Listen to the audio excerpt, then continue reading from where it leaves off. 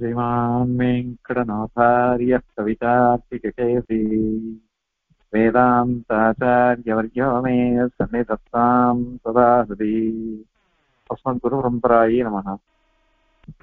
போன ஸ்லோகத்துல பொதுவாக பாஸ்கர வேதாந்திகள் சொல்லக்கூடிய ஔபாதிக பேதவாதம் அல்லது ஔபாதிக ஜீவவாதம், இந்த வாதத்தை பொதுவாக கண்டனம் பண்ணினார். பொதுவாக தான் கண்டனம் பண்ணார், விசேஷமா கண்டனம் பண்ணல. இப்போ அவளுடைய பட்சத்துல அந்த பேதாபேதவாதமோ அல்லது பந்தம் மோக்ஷம் இந்த மாதிரி வியவஸ்தையே சித்திக்காது அப்படின்னு சாதிக்க போற. இது எப்படி சாதிக்கிறார் அப்படின்னாக்கா, இது பிராச்சீனமான பద్ధதி, விகல்பிய தூஷணம்னு சொல்றது. அதாவது சம்பவ பட்சங்கள் என்னென்ன பட்சங்கள் இருக்கோ, இப்படி இப்படி சம்பவிக்குமா, இப்படி இப்படி நீ சொல்றியா அப்படின்னு கேள்வி கேட்டு அத்தனைத்தையும் விகல்பம் பண்ணி எல்லாத்தையும் தூஷிக்கிறது. இது ஆச்சாரியாருடைய வழி. சிவப்பிரகாசிகை, அது மாதிரி ஆகம பிராமான்யம், அந்த ஆத்மசுத்தி திரயம், ஆத்மசுத்தி முதலானவைகள் எல்லாத்திலையும் அப்படிதான் இருக்கும்.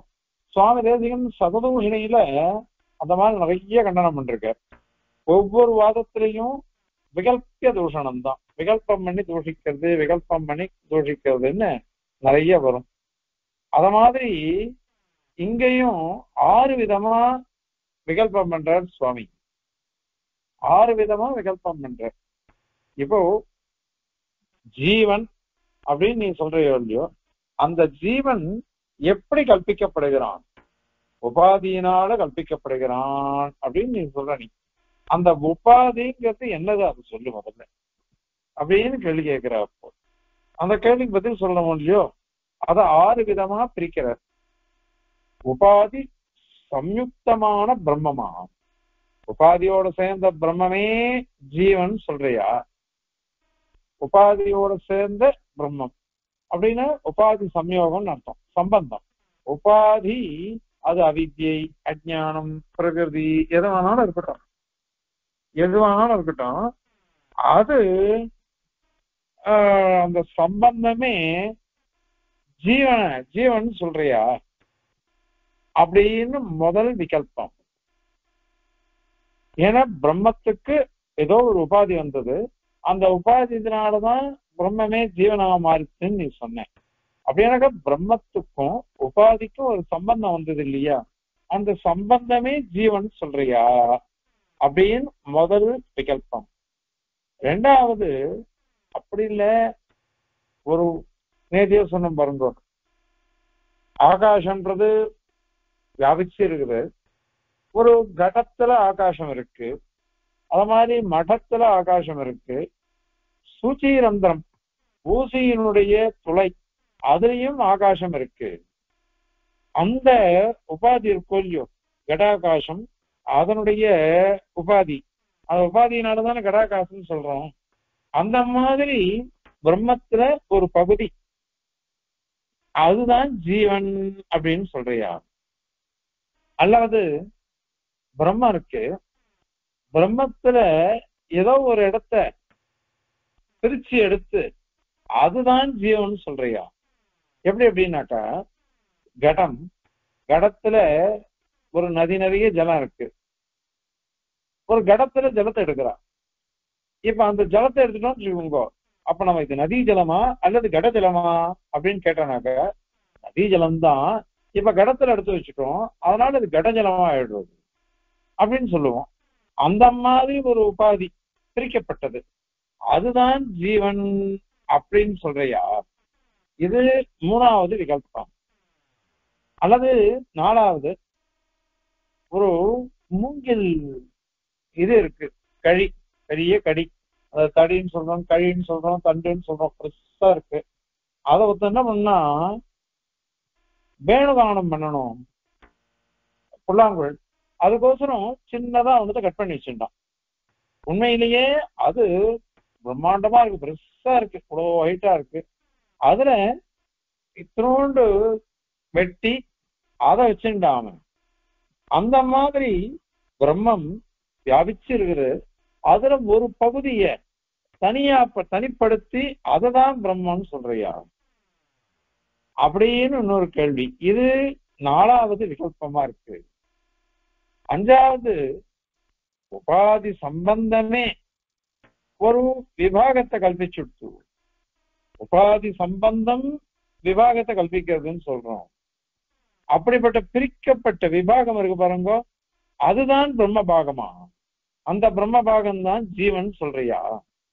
இது 5வது பட்சம். 6வது என்ன அப்படின்னா, உபாதியே ஜீவன், உபாதியே ஜீவன் சொல்லிடுறியா இப்படின்னுட்டு 6 விகல்பம் பண்ற. இதுல முதல் 2 பட்சம், கடைசி பட்சம், இந்த 3ம் பொதுவா எல்லாம் சரியா அமையிறது. ஆனால் 5வது பட்சமோ முதல் பட்சமோ கிட்டத்தட்ட ஒன்னா இருக்க மாதிரி தோன்றது.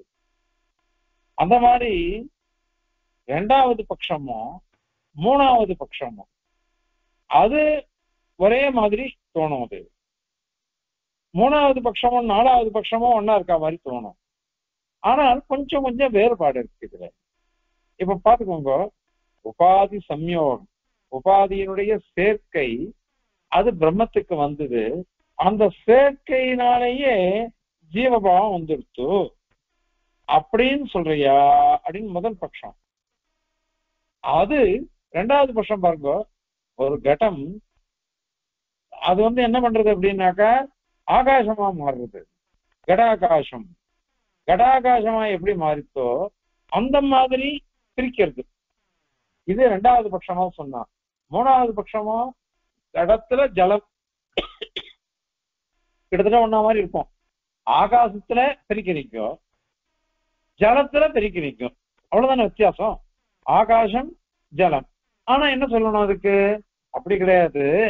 ஆகாசம்ங்கிறது வியாபிச்சு இருக்கிறது, ஜலம்ங்கிறது வியாபிச்சு இருக்கிறது கிடையாது.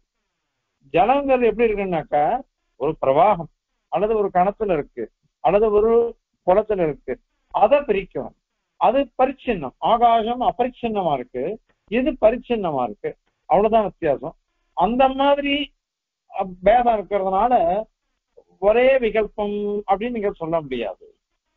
அப்படியானாக்கா மரத்துல இருந்து அல்லது வேணும் மூங்கில், மூங்கில் கழியிலிருந்து உடைக்கப்பட்டது அப்படின்னு சொன்னமே, அதுவும் ஜலம் ஒன்னா இருக்குமான்னா அதே மாதிரிதான் இங்கேயும்.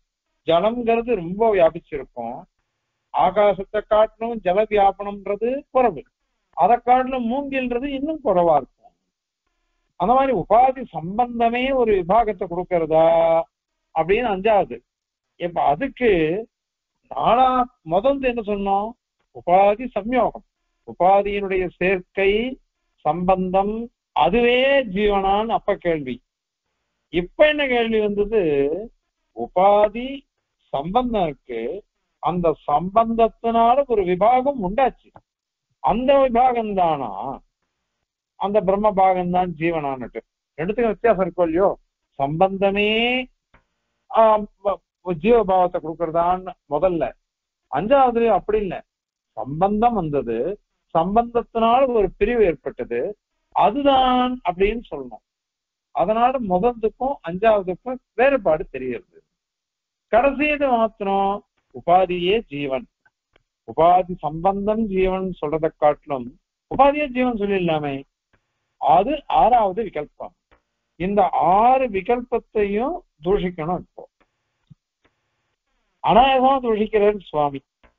இப்போ உபாதி சம்பந்தத்தினாலேயே பிரம்மமானது ஜீவனா மாறுகிறது அப்படின்னு சொன்னாக்கா, அப்போ உபாதி சம்பந்தம் நீ எப்படி சொல்ற? பிரம்மத்தினுடைய முழு ஸ்வரூபத்துக்கும் உபாதி வந்துருச்சு, அவித்தியை வந்துருச்சுன்னு சொல்றியா, அல்லது ஏதோ ஒரு விஷயத்துக்கு சொல்றியா? கொஞ்சம் அம்சமா நீ உபாதி சம்பந்தம்னா என்ன அர்த்தம்னாக்கா, இது உன் பட்சத்திலையும் சரி என் பட்சத்திலையும் சரி, பிரம்மன்றது விபு, விபுவா போயிடவே வியாபிச்சு இருக்கிறதுன்னு அர்த்தம். வியாபிச்சு இருக்கக்கூடிய விபுவான பிரம்மத்துல ஒரு உபாதி சம்பந்தம் வந்ததுன்னு வச்சுக்கோங்க, நீங்க பிரிக்க முடியாது. அதை இது ஒரு பாகம் அது ஒரு பாகம் பிரிக்க முடியாது. அதனால அந்த உபாதியானது பிரம்மஸ்வரூபத்தை சர்வாத்மனா சம்பந்தப்பட்டிருக்கு அப்படின்னு வந்துடும். அப்ப என்ன ஆகும்? பிரம்மம் முழுக்கவே பந்தம் வந்துருச்சுன்னு சொல்லணும். ஜீவனா மாறி பிரம்மம் முழுக்க ஜீவனா மாறிடுச்சு. அப்போ அந்த ஜீவனுக்கு பந்தம் வந்துருச்சு அப்படின்னு சொல்லணும். அப்ப பிரம்மஸ்வரூபத்துக்கே பந்தம்னு வந்துருச்சு அப்படின்னு சொன்னாக்கா, அப்போ பந்தம் இல்லாத பிரம்மன்றதே ஒண்ணும் கிடையாது. இந்த யாதவ பிரகாச பட்சத்தை சொல்லும் பொழுது ஒரு விஷயம் சொன்னோம். பிரகிருதியானது நிறவயம் தான், விபுதான். அது மகத்தத்துவமா மாறுறது. மாறச்ச அந்த பிரகிருதியானது முழுக்க முழுக்க மாறிடல. முழுக்க முழுக்க மாறிடுச்சுன்னாக்கா மகத்தா மாறின பிரகிருதியே மீதி இருக்காது. மகத்திலிருந்து அகங்காரம் உண்டாச்சு. அந்த அகங்காரமானது முழுக்க மாறிடுச்சுன்னா அகங்காரமே இருக்காது. கடைசி தத்துவம் எதுவோ அது மட்டும்தான் இருக்கு அப்படின்னு ஆயிடும். அதனால அது தோஷம்னு சொன்னோம். அந்த மாதிரி இங்க பிரம்மமே உபாதி சம்பந்தத்தினால ஜீவனா மாறி பந்தத்தை அனுபவிக்கிறது அப்படின்னு சொன்னாக்கா, அப்போ இந்த பிரம்மத்துக்கு முழுக்க முழுக்க ஆயிடுச்சு. அப்புறம் சுத்தமான பிரம்மமே கிடையாது. எல்லாம் பத்தமான பிரம்மம் தான் இருக்கு. பத்தமான பிரம்மம் தான் இருக்குது அப்படின்னு ஆயிடும். பத்தமான பிரம்மம் தான் இருக்குன்னு ஆயிடும். அப்போ சித்தாந்தம் அவன் என்ன சொல்றா? சுத்த புத்த முக்த நித்திய பிரம்மம் அப்படின்லாம் அவ சொல்றா. சுத்தமானது, புத்தமானது, புத்தம்னா ஞானீக ஸ்வரூபம், சுத்தமான ஸ்வரூபம், நித்தியமான ஸ்வரூபம், முக்த ஸ்வரூபம் அப்படின்லாம் அவ சொல்லியிருக்கா. அதுக்கு விரோதம் வந்துடும். அதனால பந்தசூன்யமான பிரம்மமே இல்லை, பந்தமற்ற சுத்தமான பிரம்மமே இல்லைன்னு ஆயிடும். அதனால அதை நீ ஒத்துப்பேன் அப்படின்னு சொன்னியானாக்கா, அப்போ அபகத பாத்மா விஜரகா விமர்த்திகம்லாம் சொல்லி, நிரவத்தியம் நிரஞ்சனம் அப்படின்லாம் சொல்லி, பிரம்மமானது ஹேயப்பிரத்தனீகம், சுத்தமான சுரூபத்தை உடையது பிரம்மம், அதுல தோஷங்கிறதே வராது அப்படின்லாம் சொல்ற சொல்லியோ, அந்த ஸ்ருதி சொன்னதுக்கு விரோதம் வந்துடும். அதனால முதல் பட்சம் அப்படின்றது சரி, என்ன அது வராது. சரி, ரெண்டாவது பட்சம் சமானமான தேசம் அப்படின்னு சொல்லணும். சமானமான தேசம்னா என்ன அர்த்தம்னாக்கா, ஒரே ஆகாசம், ஒரே ஆகாசத்துல கட சம்பந்தம், கடத்துல சம்யோகம் வச்ச கடாகாசம் மாற்றி. அப்ப சொல்லச்சு அப்ப என்ன சொல்லணும்? கடாவச்சின்னமான ஆகாசம். அவச்சின்னம்னா ஒரு பிரிக்கிறது, பிரிச்சு சொல்றது. கடத்தை பிரிச்சு அவ்வளோ பெரிய ஆகாசத்துல இது கடாகாசமா இருக்கு, இது மட்டாகாசமா இருக்கு அப்படின்னு சொல்றோம். அந்த மாதிரி கடாகாசம் தான் விவகாரத்துல லோகத்துல இருக்கு. அப்போ கட சம்யோகமே இல்லாத ஆகாசம் இருக்கோ இல்லையோ, வெளியில நம்ம பாக்குறோமே, அந்த ஆகாசத்துல கட சம்யோகம் கிடையாது. இப்போ கட சம்யோகம் இல்லை.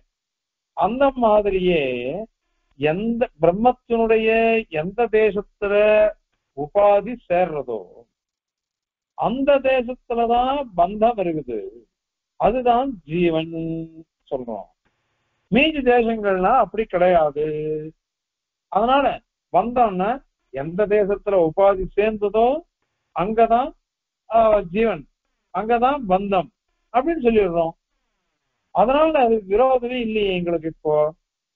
அதனால கடாகாசம் மடாகாசம்ன்ற மாதிரி சுத்தமான ஆகாசம் இருக்கு, அந்த கடாகாசம் இருக்கு. கடாகாசத்துக்கு கட சம்பந்தத்தை வச்சுட்டு சொல்றோம், சுத்த ஆகாசத்துக்கு அது கிடையாது, பாஷ்ய ஆகாசத்துக்கு. அந்த மாதிரி எந்த இடத்துல உபாதியானது சம்பந்தப்படுறதோ அங்க பந்தம் வருது, அதுதான் ஜீவனா இருக்குது. எந்த இடத்துல சம்பந்தம் இல்லையோ அங்க சுத்த பிரம்மம் அப்படின்னு சொல்றோம். அதனால இந்த பந்த மோட்ச வியவஸ்தையெல்லாம் சரியா இருக்கு. அதனால பிரம்மம் நித்திய சுத்தம் தானே. அது நாங்க சொன்னமே நித்திய சுத்த புத்த முக்தன்னு சொன்னோம் இல்லையோ, அது சரியா போயிடுச்சு. அதனால அதுவே இருக்கட்டும். அத மாதிரி நீங்க என்ன கேட்டீங்கோ? அபகத பாத்மா விஜரகா, அது மாதிரி நிரவத்தியம், இத மாதிரி தோஷமற்றது பிரம்ம அப்படின்னு சொன்ன இடங்கள்லாம் கூட விரோதம் கிடையாது, எல்லாம் சரியா போயிடுச்சு அப்படின்னு நாங்க சொல்றோம். அப்படின்னா அதுவும் சரியில்லை. இப்போ ஏன் அப்படின்னாக்கா, இந்த உபாதி இருக்குதே, உபாதி எங்க இருக்குது நீ சொல்லு. இது பிரம்மமானது விபுவா இருக்குது. இந்த உபாதிங்கிறது ஒரே இடத்த நிலைச்சிருக்குமா அல்லது அங்கங்க போகுமா? எப்படி சொல்லி ஒரே இடத்துல நிலைச்சு இருக்கும்னு சொன்னாக்கா அது தப்பு. அதுக்கு வியவஸ்தை எப்படி பண்ற நீ சொல்லு. ஒரே இடத்துலயே அது இருக்கும் அப்படின்னு நீ வியவஸ்தை பண்றது எப்படி ஒன்னால முடியும்? அது வராதது. ஏன்னா பாஷ்யக்காரரே அம்சாதிகரணத்துல இதை சாச்சிருக்காரு.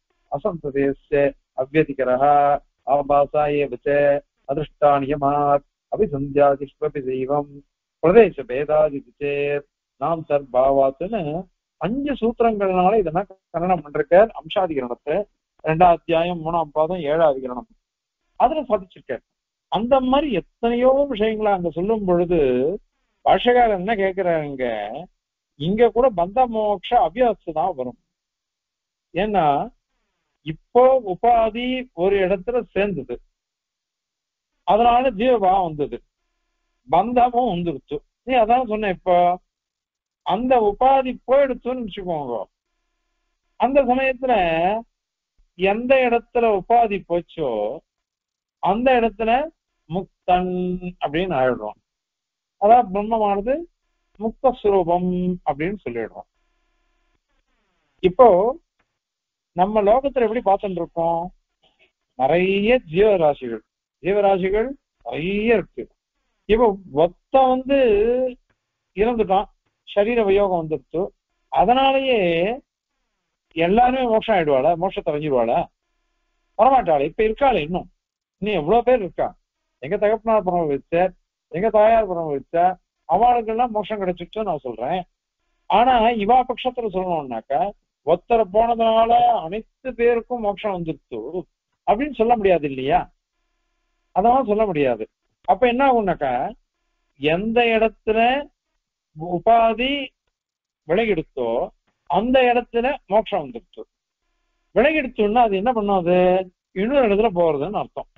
இப்போ இந்த இடத்துல உபாதி, அதனால ஜீவபாவம் வந்தது, அதனால பந்தம் வந்தது.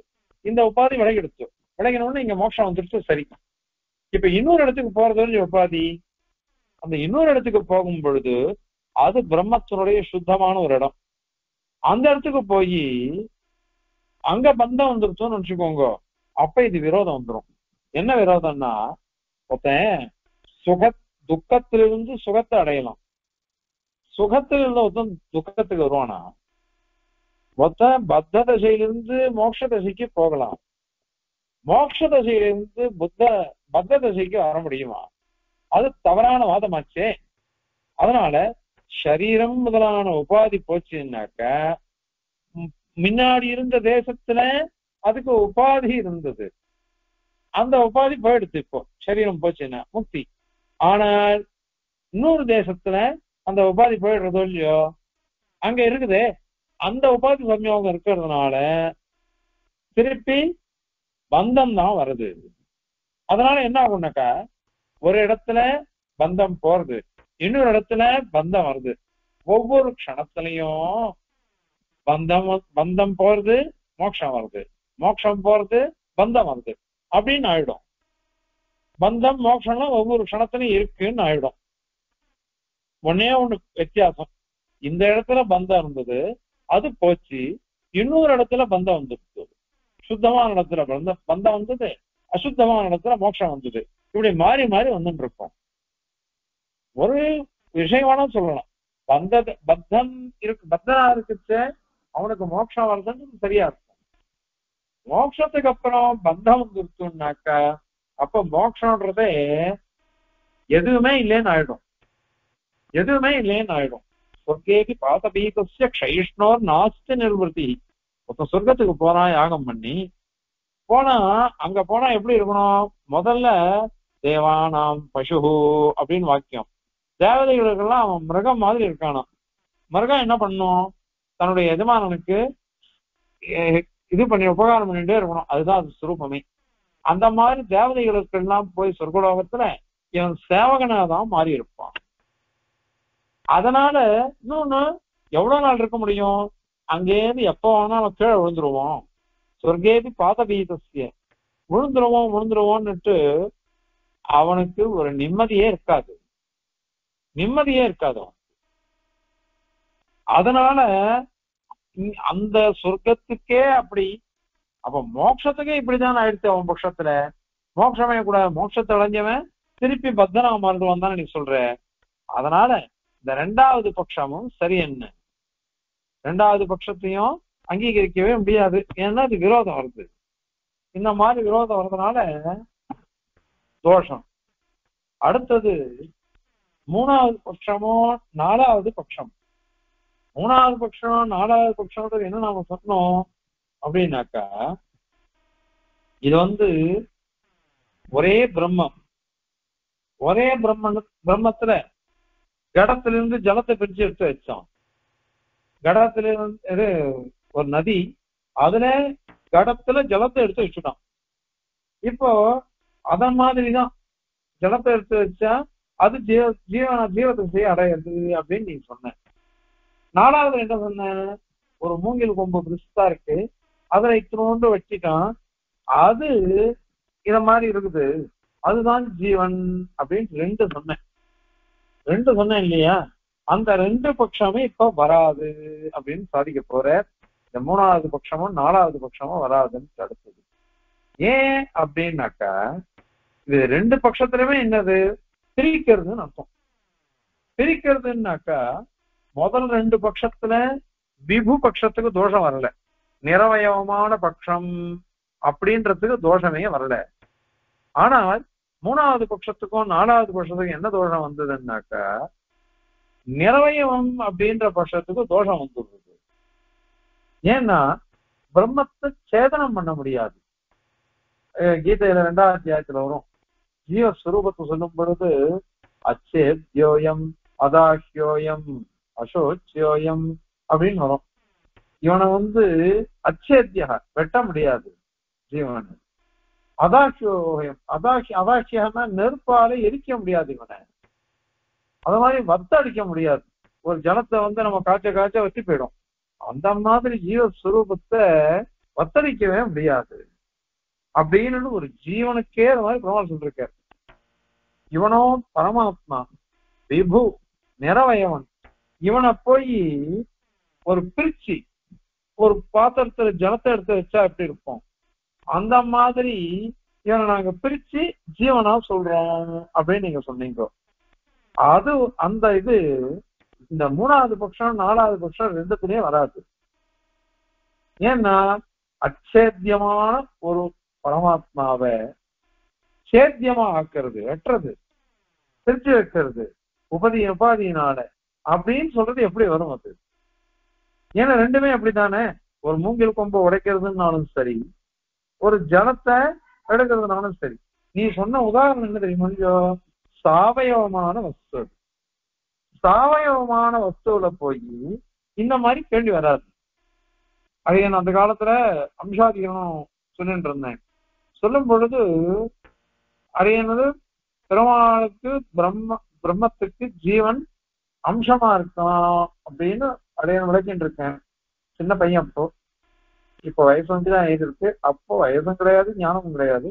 அப்போ அடையன் விஷயம் சொல்லச்ச ஒரு சுவாமி கேட்ட, அதை எப்படி சொல்ல முடியும், கடத்தவத்தம் பண்றான், பண்ணச்சே நிறைய மண் இருக்கு, மண் கட்டியில இவ்வளவு மண்கட்டி எடுத்து கடத்தை பண்ணான், இன்னொரு மண்கட்டியை எடுத்து மடக்கு பண்றான், அல்லது மூடி பண்றான், அகல் பண்றான், இந்த மாதிரி பண்றான், அந்த மாதிரி இங்க வராதா அப்படின்னு கேள்வி கேட்டார். அதுக்கு உடனே அடியன் பத்தி சொல்லணும். அதுக்குள்ளே நாவல் பாகம் வரதாச்சாரிய சுவாமி என்ன சாதிச்ச விவரம், பிரம்ம நிரவயவம். நீர் சொல்ற உதாரணம் சாவயவம். சாவயவமான மண்ணு, சாவயவத்தை பிரிக்க முடியும், நிரவயவத்தை எப்படி பிரிக்க முடியும்? அதனால எப்படி வரும் சுவாமின்னு அவர் கேட்டார். உடனே வரதாச்சாரிய சுவாமி அடியேன் பதில் சொல்லணும், என்ன சொல்றதுன்னு யோசிச்சுட்டு இருக்கேன். அந்த சமயத்துல இத மாதிரி வரதாச்சாரிய சுவாமி அப்ப சாதிச்சார். அதனால இப்ப இங்க பாரு, இங்கேயும் அதேதான். இப்போ நிரவயவமான பிரம்மம், நிரவயவமான பிரம்மத்துல போய் இத மாதிரி ஒரு வேணுவை சொல்லி, மூங்கில சொல்லி அதை உடைக்கிறது, அதுல ஒரு பாகத்தை உடைச்சு இதான் ஜீவபாவம், அதுதான் பந்தம் அப்படின்னு சொல்றதோ, அல்லது ஒரு நதியில ஜலம் போறது, அதுல ஒரு கடத்துல ஜலத்தை எடுத்து வச்சான் அதை பிரிக்கலாம் அப்படின்னு சொல்றதோ, இது எப்படி வரும் அது? அதனால இது கண்டித பாகம் வேற, அகண்டித பாகம் வேற அப்படின்னு நீ சொல்லணும். அது வராது. ஏன் அப்படின்னாக்கா இதான் அகண்டிதமாச்சு. சுரூபத்தையே கண்டனம் பண்ண முடியாது, பிரிக்க முடியாது. பிரிக்கவே முடியாத ஒரு விஷயத்துல போய் நீங்க எப்படி அதை வந்து பிரிக்க முடியும்னு சொல்றீங்க? அதனால இது வராதே அது. அதனால மூணாவது பட்சமோ நாலாவது பட்சமோ ரெண்டுமே தவறான விஷயம், அதுவும் சரியில்லை அப்படின்னுட்டு அதை சொன்னார். அடுத்தது அஞ்சாவது பட்சம், உபாதி சம்பந்தம் ஒண்ணு இருக்குதோ இல்லையோ, அந்த உபாதி சம்பந்தத்தினால ஒரு விபாகம் கல்பிக்கப்படுகிறது. அந்த விபக்தமான பாகம் இருக்கு பாருங்க, அதுதான் ஜீவன் அப்படின்னு அஞ்சாவது பட்சம். இப்ப இந்த அஞ்சாவது பட்சம்ன்றது ஒரு நிரவயவ வஸ்துல கண்டிதமான விஷயம் அப்படின்னு சொல்லல, அந்த மாதிரி சொல்லவே இல்லை. எப்ப ஏன் அப்படின்னாக்கா, அவ சொல்றது என்ன சொன்னா, ஸ்வதா பிரம்மத்துல சூக்ஷமான அம்சங்கள்லாம் இருக்குது, அது உபாதி சம்யோகத்தினால வெளிக்கொணரப்படுகின்றன. இவ உபாதி எடுத்துட்டோம் போயிடுச்சுன்னு வச்சுக்கோங்க, அது நிரம்சமா ஆயிடுறது. அதுல சூக்ஷமான அம்சங்கள்லாம் இருக்கு, சூக்ஷமான அம்சங்கள் இருக்கு. இருக்கச்ச அது வந்து என்ன ஆகுதுன்னாக்கா, உபாதி சேர்க்கையினால அந்த அம்சங்கள்லாம் தெரியுது. அந்த உபாதி போயிடுச்சுன்னாக்க நிரம்சம் மாதிரி மாறிடுறது. இதுதான் அஞ்சாவது கல்பம். அத தேசியன் வந்து நியாய சித்தாந்தத்தினால் சாதிக்கிற விஷயம் சாதிக்கிறார். கண்ணுல மையிட்டுக்கிறான், செய்கள் இட்டுக்கிறது இல்லை. கடல் எல்லாம் போய் பாக்குறப்ப இந்த வஸ்து எல்லாம் எடுக்கிறதுக்கு முத்து இதெல்லாம் தேடத்து கண்ணுல வந்து மையிட்டு போவானாம்.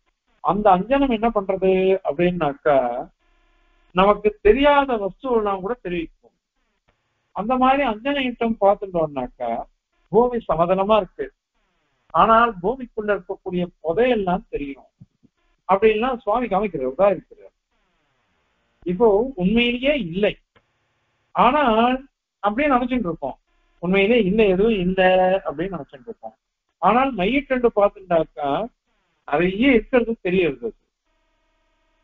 அதே மாதிரிதான் இங்க உபாதின்னு ஒண்ணு வந்து நிறைய சூக்ஷமான அம்சங்கள் இருக்கு, நமக்கு தெரியல. உபாதியினால அத்தனை அம்சங்களும் தெரிய ஆரம்பிச்சது.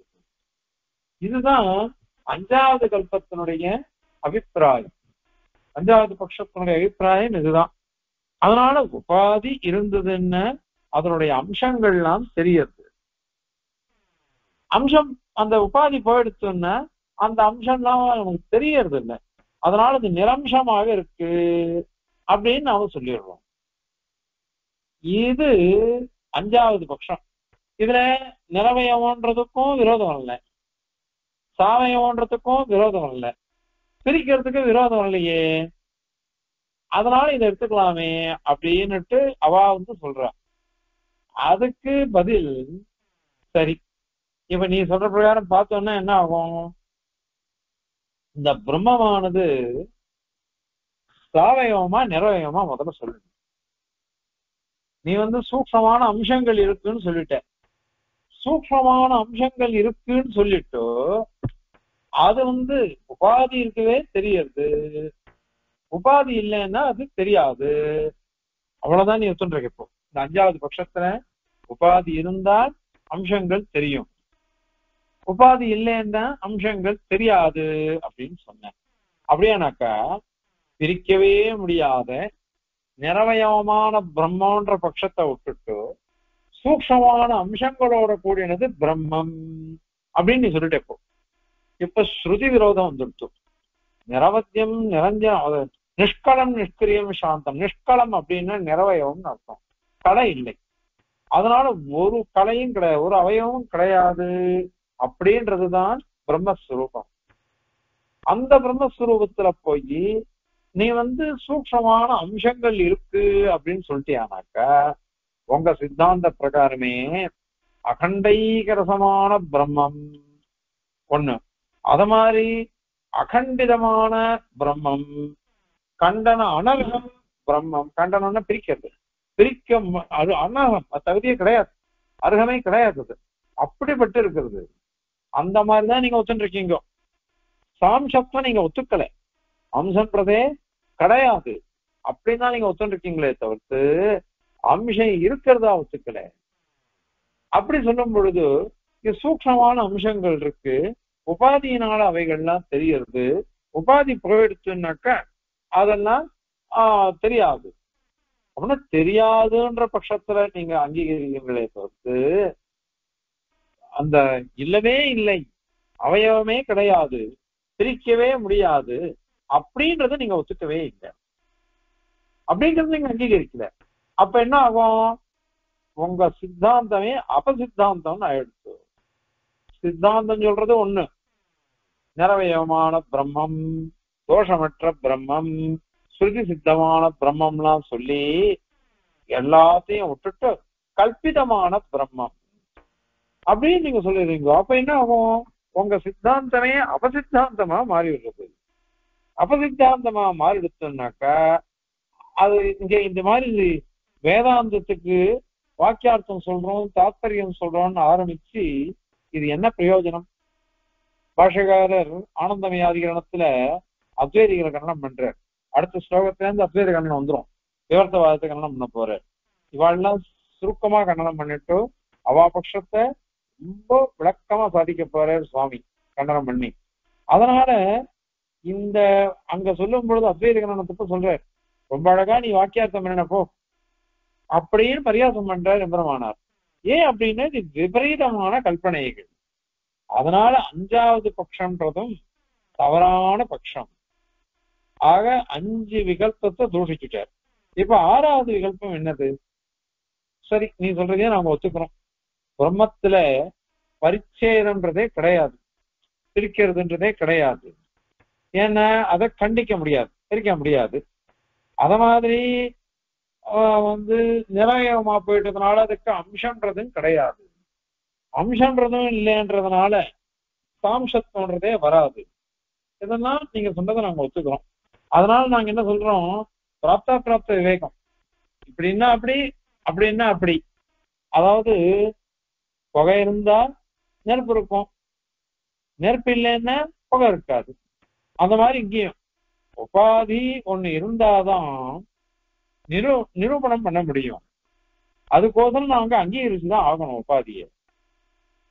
ஜீவனும் இருக்கு லோகத்துல, நாம ஜீவராசிகள் நிறைய பார்த்துட்டு இருக்கோம், நிறைய துக்கத்தை பார்த்துட்டு இருக்கோம்.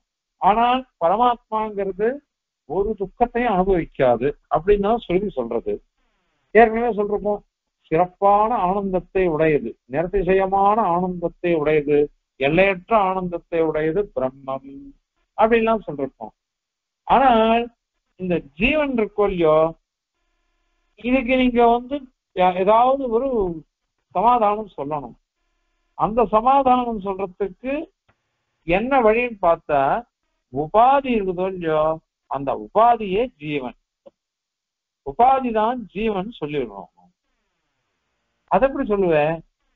இதுவோ ஜடம், அவளே இருக்கா, இந்த உபாதிங்கிறது ஜடம் அப்படின்னு இருக்கா. ஜடம்னு நீ ஜீவனுக்கு சொல்லிட்டேன்னாக்கா ஜீவனுக்கு ஜடத்துவம் கிடையாது, சேதனத்துவம் தானே இருக்கு, சைதன்யம் இருக்கு ஜீவனுக்கு. அத ஜடம் எப்படி சொல்ல முடியும்? அதனால உபாதி பிரம்மம் இது ரெண்டும் வேற வேற. பிரம்மன்றது நித்திய சைதன்யத்தோட கூடின பரமாத்மா, உபாதிங்கிறது ஜடம், அத பிரகிருதி அவித்யா எத்தனையோ வாக்கியங்கள் மாய அப்படின்லாம் இருக்கு, அதை நேற்றைய கூட பார்த்தோம். அது அந்த மாதிரி இருக்கு.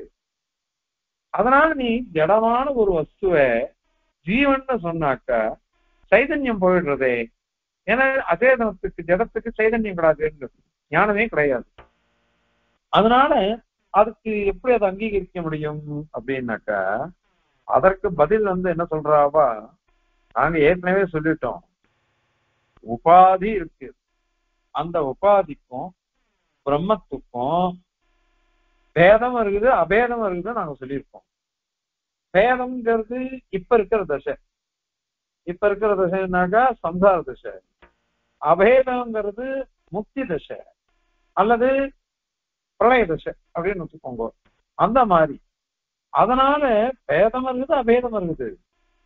அந்த அபேத தசையை வச்சு பார்த்தோம்னாக்கா, சேதன ரூபமா இருக்கக்கூடிய பிரம்மம், அந்த பிரம்மத்தை காட்டிலும் வேறுபடாத உபாதிதான் ஜீவபத வாக்கியம்.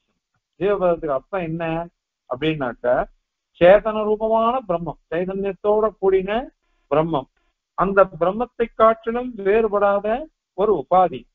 அந்த உபாதி தான் ஜீவன் அப்படிங்கிற பதத்துக்கு பொருள். அந்த எந்த உபாதினாக்கா சேதனமான பிரம்மம், சைதன்யத்தோட கூடின பிரம்மம் இருக்கும் சொல்ற மாதிரி. அந்த சித்ரூப பிரம்மம், ஞான ரூபமான பிரம்மம், அந்த ஞான ரூபமான பிரம்மம் அதை காட்டிலும் வேறுபடாத உபாதி அபேதஸ்தலத்தை. அபேதஸ்தலத்தை அது சொல்றோம். அதுதான் ஜீவபதத்துக்கு பொருள். இதுதான் ஆறாவது கல்பம். அப்போ உபாதிதான் பிரம்மம், அந்த உபாதிதான் ஜீவன். உபாதின்றது என்னதுன்னா சேதனம், சைதன்யம், ஞானம். ஞானமாகிற பிரம்மம் தான் இந்த அபேதமான உபாதியோட கூடினது. அந்த அபேதமே வேறுபடாது. அது ஜீவசப்தத்துக்கு அர்த்தம் அப்படின்னு சொல்றோம். இது ஆறாவது பட்சம். அப்போ சுவாமி என்ன கேட்கிற, இது அவித்யை முதலானவைகள் தானே உபாதின்னு நீ சொல்லிருக்க. உபாதின்னு சொன்னாக்கா அவித்யை, அஜ்ஞானம், மாயை, பிரகிருதி, ஜடம், இந்த மாதிரிதான் நீ பரியாய பதம் மாதிரி சொல்லிருக்க. இது பிரம்ம ரூபமாவா இருக்குது அப்படின்னு சொல்லிடுற. பிரம்ம ரூபமாவா இருக்குது அப்படின்னு சொல்லிட்டேன். இப்போ அதாவது சைதன்ய ரூபமான பிரம்மம், அதை காட்டிலும் வேறுபடாதது உபாதி, அதுதான் ஜீவன் அப்படின்னு சொல்லிட்டேன். சுவாமி என்ன கேட்கிற, நீயேதான் சொல்லியிருக்க இந்த உபாதின்னு அவித்யைன்னு சொல்லலாம், அஜ்ஞானம்னு சொல்லலாம், ஜடம்னு சொல்லலாம், பிரகிருதின்னு சொல்லலாம், மாயைன்னு சொல்லலாம்னா நீ சொல்லியிருக்க. இத்தனை சொல்றீங்க இல்லையா? அப்போ பிரம்மத்தை காட்டிலும் வேறுபடாதது, பிரம்மத்தை காட்டிலும் வேறுபடாத உபாதின்னு சொன்னாக்க, ஞானமற்றது கூட, ஞானம் இல்லாதது கூட பிரம்மமா மாறிடும். பிரம்ம மாறிடும். அதுதான் ஜடம். அப்ப ஜடமா போயிடுவே.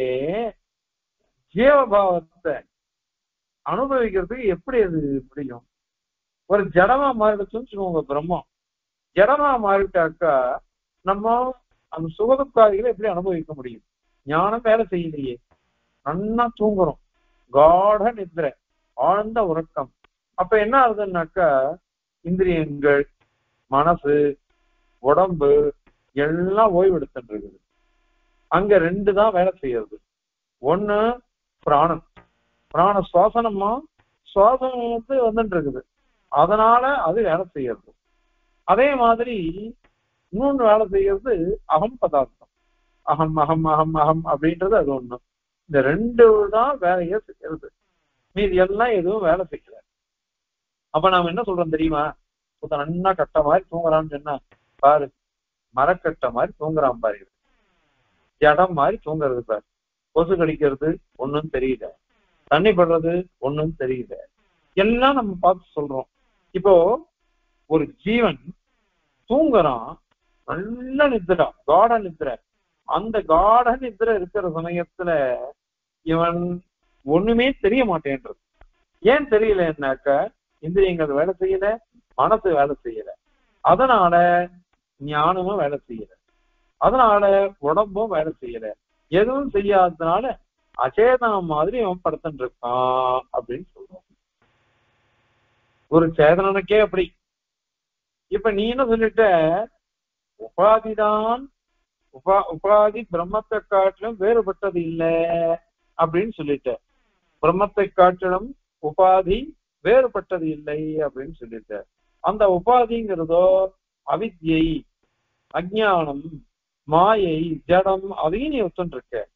அப்போ பிரம்மன் தான் ஜீவன், அந்த பிரம்மம் ஜடம் தான் உபாதி, அந்த உபாதி தான் ஜீவன், உபாதியான ஜடம் தான் ஜீவன் ஆயிடும்.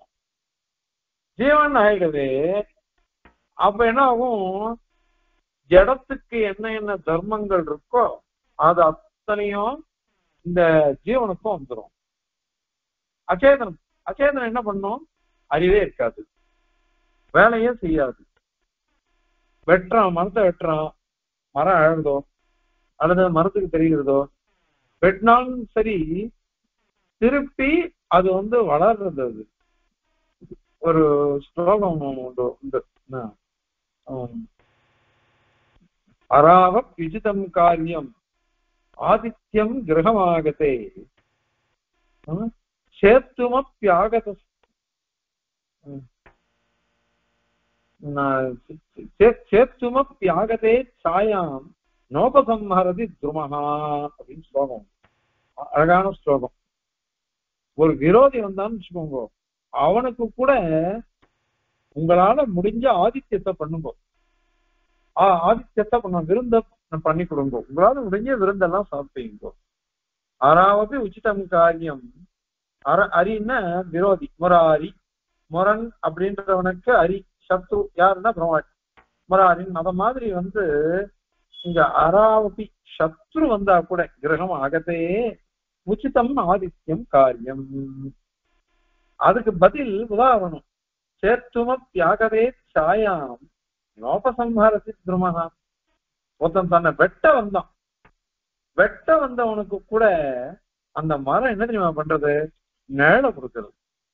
ஏன்னா அழகா இருக்கு, ஏன் என்ன வெட்ட வரான் அவனுக்கு போய் நான் நிழல் கொடுக்க கூடாது, நிழல் நான் இழுத்துக்கணும் அப்படின்னு இழுத்துக்கிறதா? அது மரத்துக்கு நிழலை இழுத்துக்கிறதுன்னு தெரியறதான்னா இதனாக உதாரணத்துக்கோதும் சொல்லிட்டு, உண்மையிலேயே அந்த ஞானம் அதுக்கு இல்லையே, அந்த ஞானம் அதுக்கு இல்லை. அதுக்கு பிராணன் இருக்கு. அப்பிராணிவஸ்து சொல்பாசா ஸ்தாவரேஷு ததோதிகா அப்படின்னு பாஷ்யக்காரர்களே எடுத்துருக்கே ஞாபகம். அப்பிராணிவஸ்து கல் எல்லாம் பாக்குறோம், மரக்கட்டை, காஞ்சி போன கட்டை எல்லாம் பாக்குறோம், அதுக்கெல்லாம் புராணன்றது ஈஸா இருக்குமா, சொற்பமா இருக்குமா. ஆனால் தாவரங்கள்லாம் இருக்கு பாருங்க, செடி கொடிகள்லாம், அதுக்கு இந்த சிலாகாஷ்டாதிகள் இருக்கிறதுக்கான கொஞ்சம் அதிகமா இருக்கும். தாவரேடு ததோதிகான்னு. அதனால அந்த பிராண சக்திங்கிறது கிடையாது அவைகளுக்கு, எதுவும் லேசா இருக்குது. அது ஆனால் அந்த மாதிரி இந்த ஜீவனம் ஆயிடுவான். ஜீவனம் ஆயிட்டான்னாக்கா அந்த மரத்தை வெட்டினாக்கா மரம் எதுவும் பண்ண போறது இல்லை, விரோதம். நாமளும் எதுவும் பண்ணக்கூடாது, நாமளும் எதுவும் பண்ணக்கூடாது. ஆனா நம்ம அப்படி இல்லை.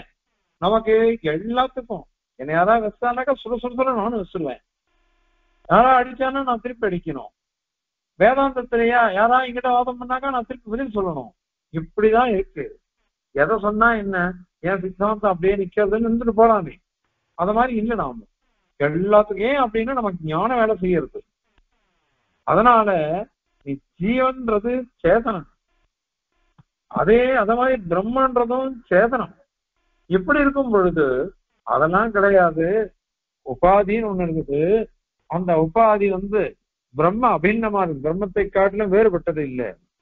வேறுபட்டது இல்லாததுனால அந்த பிரம்மமாகிற சேதன சுரூபமாகிற, அதாவது சைதன்ய சுரூபமாகிற பிரம்மம் அதுவே உபாதி, அதுவே ஜீவன் அப்படின்னு நீ சொன்ன, அதுவே தப்பு இங்க. ஏன்னா நீ உபாதிங்கிறது ஜடம் ஒத்துன்னு இருக்க, பேதம் அபேதம் சொல்லிட்டு அப்படி ஒத்துன்னு இருக்க, இது எப்படி சரி வரும்? அதனால சரியாகவே வராது. ஆக இந்த மாதிரி 6 பட்சங்களையும் அனுவாதம் பண்ணி 6 பட்சங்களும் சரியானது அல்ல. ஆகவே இது உபாதி சொல்லி நீ பேதாபேதவாதத்தை கல்பிக்கிறதுன்றதும் தவறு. இது ஏற்கனவே சொல்லிட்டோம். ஜெயின பங்காதிகாரத்துல அதிகரணத்துல ஜெயின மத பங்கத்தை பங்கம் பண்ண போற, ஜெயின பங்கத்தை சொல்லும் பொழுது நைகஸ்மின் அசம்பவாத் அப்படின்னு சூத்திரக்காரர் சாதிக்கிறார். ஒரே வஸ்துவில பேதம் அபேதம் ரெண்டும் எப்படி ஒன்னா வரும்? அது வராது அப்படின்னு சாதிக்க போறார் சுவாமி. அதனால இப்ப சரி, உங்க சித்தாந்தத்துல என்ன வரும் அப்படின்னா, எங்க சித்தாந்தத்துல ஏற்கனவே நிறைய சொல்லிட்டோம். எங்க சித்தாந்தமானது எல்லாம் சத்தியமானவைகள், சத்தியமானவைகள். இன்னொன்னு ஸ்ருதி ஸ்மிருதி, அதை கொண்டு நாங்க சொல்றோம். சரிதாத்ம பாவம், நியந்திர நியாமிய பாவம், இத மாதிரிலாம் எல்லாம் ஸ்ருதிகள் சொன்னது. அதை கொண்டுதான் நாங்க சொல்றோம். அதை கொண்டு நாங்க சொல்றதுனால எங்க சித்தாந்தத்துல எந்த விரோதமும் வராது. ஆனால் உங்க சித்தாந்தத்துல அனைத்து விரோதங்களும் வரும். பஷ்யாமி தேவான் தவ தேவ தேஹே அப்படின்னா அர்ஜுனன், உன்னுடைய திருவேணியிலேயே நான் ஸ்ரீ விஸ்வரூபம், வெறும் விஸ்வரூபம்னு சொல்லக்கூடாதான், ஸ்ரீ விஸ்வரூப தரிசனம்னு சொல்லுவா. ஸ்ரீ விஸ்வரூபமா பரமாத்மாவுடைய அப்ராகிருதமான திவ்ய திருமேனி, அந்த திருமேனியில பஷ்யாமி தேவான் தவ தேவ தேஹே, ஏ தேவ உன்னுடைய திருமேனியில எல்லா தேவதைகளையும் பார்க்கிறேன், என்னையும் பார்க்கிறேன், உன்னையும் பார்க்கிறேன், எல்லாத்தையும் பார்க்கிறான் அவன் அர்ஜுனன். அதெல்லாம் சொல்றான். இதெல்லாம் பிரமாண சித்தம், பிரமாண சித்தமான ஒரு விஷயத்துல. ஏன்னா நீங்க கீதா பிரஸ்தானத்தை ஒத்துருக்கீங்க, அதனால கீதையை நீங்களும் தான் இங்கே இருக்கிறீங்க. அதெல்லாம் சொல்றதா இல்லையா? அதை கொண்டு நாங்க சொல்லிடுவோம். ஆனால் உங்க சித்தாந்தத்துல அப்படி சொல்ல, எல்லாம் கல்பிதம், எல்லாம் கல்பிதம், எல்லாம் கல்பிதம் சொல்லிட்டு என்னதுக்கு அதெல்லாம் போய் சொல்லிட்டு இருக்கணும் அர்ஜுனனுக்கு? அதெல்லாம் ஒண்ணுமே சொல்ல வேண்டாமே. எல்லாம் கல்பிதம்பா, எல்லாம் உபகிதம், உபாதிதான், எதுவுமே இல்லை. நான் ஒண்டிதான் உண்மை, நான் ஒண்டிதான் உண்மை. யாருக்கு சொல்றது பெருமாள்? யாருக்கு சொல்றது? ஏன்னா அவனும் போய் தானே, அர்ஜுனனும் போய் தானே. அவருக்கு தெரியுமே, பெருமாளுக்கு தான் சர்வைக்கினாச்சே. தெரிஞ்சுடுச்சோம்னாக்க எதுக்கு சொல்லணும்? இத 13வது அத்தியாயத்துல 2வது ஸ்லோகத்துல க்ஷேத்திரஜ்யம் சாபி மாம் வித்தின்ற இடத்துல நிறைய சாதிக்கிறார். 2வது அத்தியாயத்திலையும் சாஸ்திராரம்பத்தை சமர்ப்பிக்கும் பொழுது அவளை நிறைய கண்டனம் பண்றார். அத்வைதிகள், பாஸ்கர வேதாந்தி, யாதவ பிரகாஷால், இவ எல்லாரையும் கண்டனம் பண்றார். அதனால இந்த மாதிரி பட்சம் வராது. உங்க இதுல அனைத்துமே விரோதமா இருக்குது அப்படின்றத இந்த ஸ்லோகத்தினால சாதிச்சார். இப்போ இந்த ஸ்லோகத்தை சேவிச்சு தாத்பரியத்தை சேவிக்கலாம். பந்தோ பிரம்மண்யசேஷே பிரசஜதி சயதோபாதி சம்யோக மாத்ராத் சாதேஷ்யாச்சேத் உபாதௌ வியபிச்சரதி பவேத் பந்த மோக்ஷா வியவஸ்தா अच्छेद्ये चेदनादिः विहत उपधिभिः न स्वतोंशस्तवास्मिन् नोपाधिर्जीवतामपि अनुभवितुमलं ब्रह्मरूपोऽप्यचित्वात् அப்படின்னு ஸ்லோகம் சாதிக்கிறார். யதா எப்பொழுது உபாதி சம்யோக மாத்ரா, இது முதல் பட்சம். உபாதியினுடைய சம்யோகம், அதனுடைய சேர்க்கையினாலேயே பிரம்மைவ ஜீவகா, பிரம்மன் தான் ஜீவனாகுது. உபாதி சேர்ந்தது, அந்த உபாதி சேர்க்கையினாலேயே ஜீவன் ஒண்ணு இருக்குது, அதுதான் ஜீவன். உபாதி சேர்க்கையினாலேயே பிரம்மத்துக்கு ஜீவபாவம் வந்துருக்கு அப்படின்னு சொன்னேனாக்க, அப்பொழுது சக பந்த, அந்த பந்தமானது அசேஷே பிரம்மணி, அகண்டமான பரிபூர்ணமான பிரம்மத்துல. ஏன்னா உபாதி சம்யோகம்ன்றது விபு பதார்த்தம். விபு பதார்த்தத்துக்கெல்லாம் எல்லாத்துக்கும் சம்பந்தம் வரும். நமக்கு தான் நிறவய மொழி, அது நிறவயமா போயிடவே இந்த இடத்துல உபாதி சம்யோகம் இருக்கு, அந்தந்த இடத்துல இல்ல அப்படின்னு சொல்ல முடியாது. ஏன்னா அகண்டம், அது கண்டம் இல்லை, பிரிக்க முடியாதது. பரிபூர்ணமான விபுவான பிரம்மம், அதுல உபாதி சம்பந்தம்ன்றது அனைத்து பகுதியிலையும் வந்துடுறது. அதனால பந்தம்ன்றது பிரம்மத்துக்கு முழுக்க முழுக்க வந்துட்டுன்னு அர்த்தம். அதனால சுத்த பிரம்மன்றதே கிடையாது அப்படின்னு ஆயிடும். இது பெரிய விரோதம். இது முதல் விகல்பத்துக்கு. அது அபகத பாத்மா நிரவத்தியம் அப்படின்ற சாஸ்திர வாக்கியங்களுக்கு விரோதம் வந்துடும். 2வது பட்சம் என்ன சொன்ன? சாதேஷ்யம், சமான தேசம் அர்த்தம். அதாவது ஒரே ஆகாசம். அதுல கடசயோகம் வந்ததுன்னாக்கா அந்த இடத்துல ஆகாசம் சொல்றோம், கடாகாசம். அது இல்லாத பாக்கிய ஆகாசத்துல அப்படி கிடையாது. அந்த மாதிரி இருந்துட்டு போட்டுமே, கடாச்சின்னமான ஆகாசம், மடாச்சின்னமான ஆகாசம் அப்படின்னு இருந்துட்டு போட்டுமே அப்படின்னு சொன்னாக்கா அதற்கு பதில் இந்த பிரம்மத்துக்கும் அத மாதிரி எந்த தேசத்துல உபாதி இருக்குதோ அந்த தேசத்துல பந்தம், எந்த தேசத்துல உபாதி இல்லையோ அந்த அந்த தேசத்துல பந்தம் இல்லை, மோட்சம் அப்படின்னு நாங்க சொல்றோம். அதனால தோஷம் இல்லைன்னு சொன்னா அதுக்கு பதில் உபாதவு சாதேசியாச்சே. நீ சாதேசியத்தை வச்சுட்டு ஒரே தேசம், அதுல கடாகாசம் அந்த சம்பந்தம் அந்த தேசத்துல இருக்குது, இன்னொரு தேசத்துல இல்லை, கட சம்பந்தம் இல்லை, அதனால அங்க இது அப்படின்னு சொன்னாக்கா அப்ப உபாதவு வியபிச்சரதி. இங்க விபச்சாரம் வந்துடும். விபச்சாரம்னாக்கா விரோதம் வந்துடும். என்ன விரோதம்? ஒரு தேசத்தை விட்டுட்டு இன்னொரு தேசத்துக்கு இந்த உபாதி சம்பந்தம் ஆயிடுச்சுன்னு வச்சுக்கோங்க. அப்போ இந்த தேசத்துல உபாதி இருந்தது, அது பரியந்தம் அதுக்கு பந்தம் அங்க இருந்ததுன்னு அர்த்தம். இன்னொரு இடத்துல பந்தம் இல்லை. இப்ப இந்த உபாதியானது இன்னொரு இடத்துக்கு போயிடுச்சு. இந்த இடத்துல விட்டுச்சுனாக்கா பந்தம் இருந்த இடத்துல மோட்சம் வந்துருச்சு, மோட்சம் இருந்த இடத்துல பந்தம் வந்துருச்சு. அப்ப ஒவ்வொரு க்ஷணமும் பந்தம் வரும், மோட்சம் வரும், பந்தம் வரும், மோட்சம் வரும். இப்படி மாறி மாறி வந்துட்டு இருக்கும். ஒரு இடத்துல மோட்சம் வரும், இன்னொரு பந்தம் வந்துடும், அப்புறம் இன்னொரு இடத்துல பந்தம் வரும், அப்புறம் மோட்சம் வரும். இப்படி மாறி மாறி இருந்ததுன்னாக்கா அப்ப வியவஸ்தையே நாம் போயிடும். பந்த மோக்ஷா அவ்யவஸ்தா அப்படின்னு ஆயிடும். அதனால இவன் பத்தன் இவன் முக்தன் அப்படின்னு வியவஸ்தையே இருக்காது. அதனால ரெண்டாவது பட்சமும் தவறு. மூணாவது பட்சம் நாலாவது பட்சத்துக்கும் தோடம் சொல்றது. நீ என்ன சொன்ன? ஒரு கடத்துல ஜலத்தை எடுத்து வச்சான், அல்லது ஒரு மூங்கில உடைச்சு வச்சான், ஒரு கட்டை மரத்தை உடைச்சு வச்சான், அந்த பாகத்தை வச்சுட்டு இது ஜீவன் அதுக்கு பந்தம் அப்படி இருந்துட்டு போடுமேன்னு சொன்னேன். அதற்கு சமாதானம் அச்சேதியே, சேதனமே பண்ண முடியாது, வெட்டவே முடியாது, அதை பிரிக்க முடியாதுன்னு அர்த்தம். அந்த பிரம்மத்துல உபதிபிகி உபாதிகள்னால சேதனாதி சேதனத்துக்கு விஷயமாகிறது, பிரிக்கிறதுக்கு வெட்டுறதுக்கெல்லாம் விஷயமாகிறது. அதுக்கு என்ன சொல்லணும் அப்படின்னா பிரம்மமானது சாவயவம் அப்படின்னு சொல்லிடணும். சாவயவம் சொன்னாக்க அதனால விகதா நிஷ்கலம் நிஷ்டியம் சாந்தம்லாம் வாக்கியம் இருக்கும் இல்லையோ, அந்த வேத பாகம் அந்த ஸ்ருதியானது பாதிதமா போயிடும். ஏன்னா அதுக்கு நிறவயம்னு சொல்லிடுது பிரம்மம். பிரம்மன் நிறவயம்னா அதை போய் இப்ப சாவயமா சொல்லிட்டியே, அது ஒரு வேணும். மூங்கில உடைக்கிறதும் சரி, மரத்தை உடைக்கிறதும் சரி, அதுலயும் இப்படிதான். ஒரு கடத்துல ஜலத்தை எடுத்து வைக்கிறது, அதுலயும் இப்படிதான். அதனால இது தோஷம் வந்துடும். அது அதனால இந்த மூணாம் பட்சம் நாலாம் பட்சம் ரெண்டுமே நிறவயமான ஒரு வஸ்துவில சேதம் பிரிக்கவே முடியாது. அதுல போய் இதெல்லாம் சொல்லணும்னா வராதது. அது மூணாம் பட்சம் நாலாம் பட்சம் அதுலயே தோஷம் வரும்.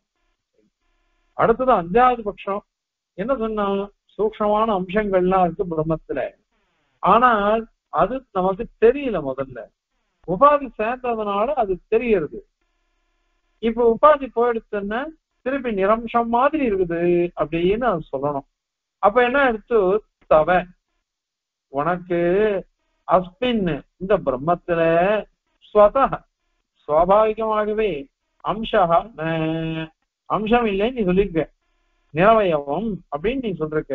நிறவயவம் சொல்லிட்டு இப்போ சூக்ஷமான அம்சங்கள் இருக்கு, உபாதியினால அம்சங்கள் தெரியுது. உபாதி போயிடுச்சுன்னா அம்சங்கள்லாம் தெரியாத மாதிரி இருக்கு, இல்லைன்னு நீ சொல்லல இப்போ. அதனால இப்போ அகண்டத்துவத்தை சொல்லிட்டு இப்ப கண்டத்துவத்தை சொல்லிட்டியே ஒத்துட்டியே, அதனால இந்த பட்சம் உனக்கு அபசித்தாந்தமா போயிடும். அதனால அஞ்சாவது சித்தாந்தமும் விருத்தம்தான். ஆறாவது கல்பம் என்ன சொன்னா, பிரம்மத்துக்கு பரிச்சேதாதிகள்லாம் இல்ல, ஆனால் உபாதியே அப்படி இருந்துட்டு போயிட்டுமே, உபாதியே ஜீவபாவத்தை அடிச்சுடுச்சு. அது கூட என்னன்னா அபேதம்ன்றது ஒரு ஒரு கட்டத்துல இருக்கு. அந்த அபேதம்ன்றதுதான் இது அப்படின்னு சொல்றோம். அப்படின்னா அதுவும் தப்பு. உபாதி அவித்யை முதலானவைகள் பிரம்ம ரூபோபி பிரம்மத்தை காட்டிலும் வேறுபட்டது அல்ல அப்படின்னு நீ சொல்ற. அப்படி சொன்னா கூட அச்சித்வா உபாதின்றது ஜடம் தான் வாசுதான் சொல்லியிருக்கா. ஆனால் இத மாதிரி இடத்துல மாத்திரம் சிது அபின்னம் அப்படின்னு சொல்ற. ஞானத்தை காட்டிலும் வேறுபட்டதுதான் அந்த உபாதி, வேறுபட்டது இல்லை, அதுதான் உபாதின்னு அவன் சொல்றா. ஆனால் நீயே ஒத்துட்டு இருக்க அது அச்சேதனம்னுட்டு ஜடம்னுட்டு.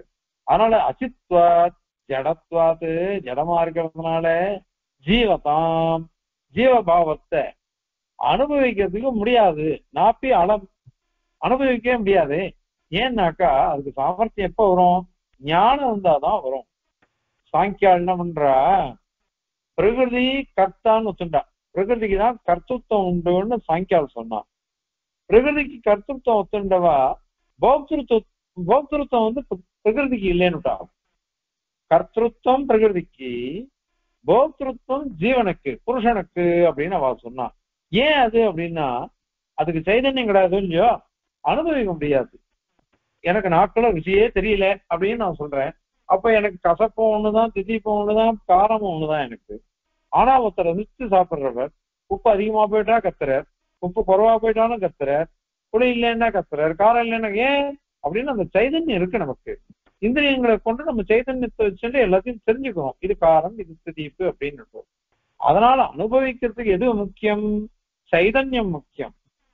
அதனால அவன் என்ன பண்ணான் சாங்கியன், போக்திருத்தம் புருஷனுக்கு இருக்கு அப்படின்னு சொல்லிட்டான், கர்த்திருத்தம் பிரகிருதிக்கு இருக்குதுன்னு சொல்லிட்டான். அதை நாமளே கண்டனம் பண்ணிருக்கோம். யாருக்கு கர்த்திருத்த யாரு கர்த்தாவோ அவனே போக்தா அப்படின்னு. ஞாதா கர்த்தாச்ச போக்தா ததய மிக புமான் பாதி சர்வை பிரமாணை அப்படின்னு சராவளி. அதனால முதல்ல ஞாதா, அப்புறம் கர்த்தா, அப்புறம் போக்தா, இதுதான் எல்லாம் தெரியுது சாஸ்திரங்கள்னால அப்படின்ட்டு. அப்படி இருக்குச்சு இது அச்சேதனமான ஒரு உபாதி, அதை காட்டிலும் வேறுபடாத பிரம்மம். அந்த அச்சேதனமான பிரம்மமே ஜீவன் சொன்னாக்க அது எப்படி அனுபவிக்கும்? இதெல்லாம் ஜடமா இருக்கிறதுனால ஜீவபாவத்தை அனுபவிக்கிறதுக்கே முடியாதே. ஆகையினால 6 பட்சமும் விகல்பங்களும் தவறான விகல்பங்கள், தவறான பட்சங்கள். எதுவுமே சம்பவ பட்சம் இல்லை. நீ எப்படி சொன்னாலும் ஒட்டாது அப்படின்றத இந்த ஸ்லோகத்தினால சாதிச்சிருக்க. இப்ப இந்த ஸ்லோகத்தை சேவிச்சுடலாம். பந்தோ பிரம்மண்யசேஷே பிரசஜதி சயதா உபாதி சயோக மாத்ராத் சாதேஷ்யாச்சேத் உபாதௌ வ்யபிசரதி பவேத் பந்த மோக்ஷா வியவஸ்தா அச்சேத்யே சேதனாதிஹ விஹத உபதிபிஹ நஸ்வதோம்சஸ்தவஸ்மின் நோபாதிஹ ஜீவதாமபி அனுபவிதுமலம் பிரம்மரூபோப்யசித்வாத். கவிதார்க்கிக சிம்ஹாய கல்யாண குணசாலினே ஸ்ரீமதே வெங்கடேஷாய வேதாந்த புரவே நமः. அஸ்மத் குரு பரம்பராயே நமः.